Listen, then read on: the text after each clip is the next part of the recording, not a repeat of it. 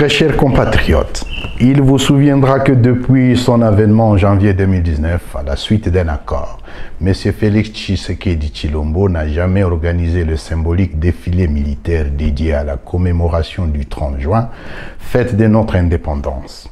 C'est bien l'expression du mépris débordant qu'il nourrit contre l'armée nationale.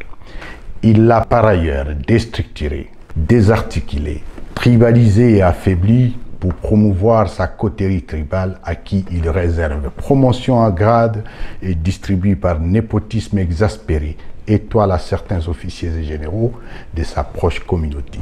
C'est une entrave grave aux articles 188 et 189 de notre Constitution. Conscients du danger existentiel que court notre pays, nous ne pouvions rester passifs face à la trahison des attentes légitimes de notre peuple.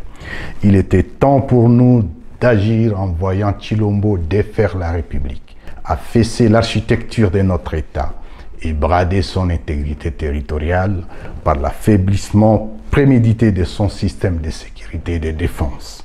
Il est donc urgent d'agir pour mettre fin à ces régimes cancérigènes, obstacles au progrès de notre nation. Il est temps de briser la peur et de l'affronter. Nous devons résister à ces régimes de frappeurs, des voleurs, des détourneurs et des menteurs attitrés qui écrasent notre peuple. M. Tshilombo a trahi la nation. Il a trahi notre constitution. Il a trahi notre démocratie. Il a trahi notre peuple. Cet homme a conclu des accords alambiqués à l'insu et au préjudice de la nation. C'est le cas du partenariat fumeux avec l'armée du Burundi et certains pays de la SADC, ainsi que l'utilisation comme supplétif des forces génocidaires FDLR. Comment comprendre qu'un chef d'État puisse négocier le déploiement des forces étrangères sur son territoire en uniforme des forces armées de la République démocratique du Congo et les préparer à attaquer d'autres pays voisins? Les Congolais ont-ils déjà vu depuis 1960 un de leurs chefs d'État se faire protéger par des mercenaires non autrement identifiés? Lui qui se targue des scores soviétiques imaginaires aux élections bâclées de 2023, aurait-il désormais peur de son propre peuple qui l'a tant plébiscité? Tshilombo est le plus grand commun diviseur et l'agent déstabilisateur de la sous-région des Grands Lacs. Il mène une politique étrangère erratique et belliqueuse qui se démarque dangereusement des principes fondamentaux de notre diplomatie qui veut un Congo, espace géopolitique procurant paix et stabilité panafricaine.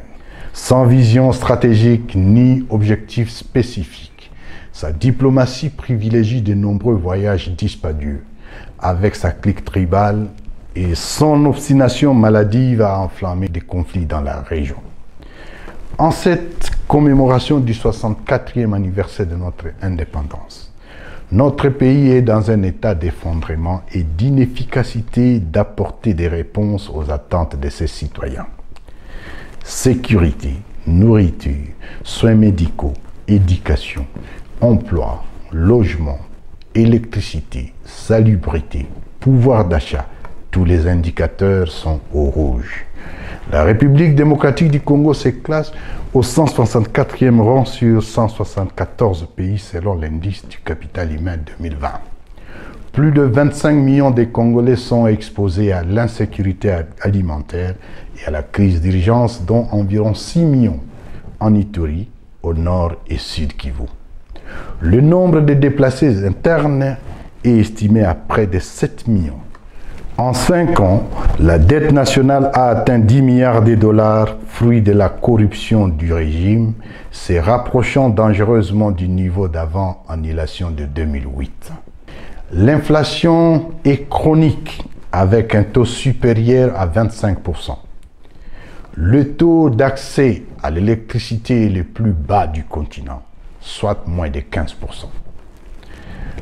Nous pourrions continuer cette litanie de constats catastrophiques, de gestion maléfique, sous cette gouvernance erratique et improductive, mais là n'est pas le propos. Entre-temps, à Goma, comme à Beni, Lubero En Ituri et à Lubumbashi, les Congolais sont tués quotidiennement par dizaines. Oui, ils sont tués, massacrés des fois par la propre garde de Tshilombo, alors que lui seul n'a jamais été au courant de rien.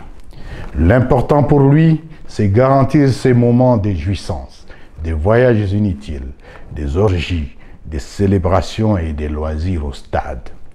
Ce pouvoir est patrimonialisé autour d'un chef qui se veut roi du Congo, entouré de sa mère, de ses frères, de ses cousins et de ses amis, sans compter la pseudo-union sacrée, son nouveau clan élargi au partage du gâteau Congo. Désormais, en République démocratique du Congo, ce sont des personnes insignifiantes et insensées qui occupent les devants de la scène au nom d'une écurie mafieuse. Seule cette oligarchie tribalo-mafieuse peut manger, boire, se soigner, se loger et vivre luxueusement au détriment du peuple qui, lui, manque de tout. Nous n'avons qu'une seule solution, le mettre hors d'état de nuire. C'est la demande sociale congolaise aujourd'hui. La lutte engagée doit être efficace, générale et totale. Il est vrai que mener cette lutte à partir des zones non encore libérées vous expose à la prison, l'exil ou à la mort. Prenez le courage pour votre pays. Personne d'autre ne le fera pour vous. Voilà pourquoi nous avons opté pour la résistance révolutionnaire. Nous sommes au temps d'engagement et de sacrifice. Prendre notre destin en main. Très chers compatriotes, l'ennemi commun de tous les Congolais, c'est bel et bien M. Tshilombo et son union sacrée pour la nation. Nous lançons un vibrant appel à tous nos compatriotes afin de mutualiser nos forces et nos efforts pour barrer la route au funeste projet de monarchisation de la République et à toutes les forfaitures en gestation de la part de Tshilombo et sa bande. Aux éléments des forces de défense et de sécurité, déshumanisés et clochardisés par Tshilombo, rejoignez la révolution. Elle est constitutionnelle. Rejoignez l'Alliance Fleuve Congo à travers sa force, l'armée révolutionnaire congolaise, ARC, à qui je rends hommage, à toutes les forces vives de la nation. L'exemple de nos pères de l'indépendance, à qui nous rendons un vibrant hommage pour leur courage héroïque. Mobilisons-nous pour sauver la nation. Tshilombo est affaibli. Il va partir, de gré ou de force, par la volonté populaire. Bravez la peur, résistez, opposez-vous au mal. Vive l'Alliance Fleuve Congo. Vive la révolution constitutionnelle. Que Dieu bénisse la République démocratique du Congo et son peuple. Je vous remercie.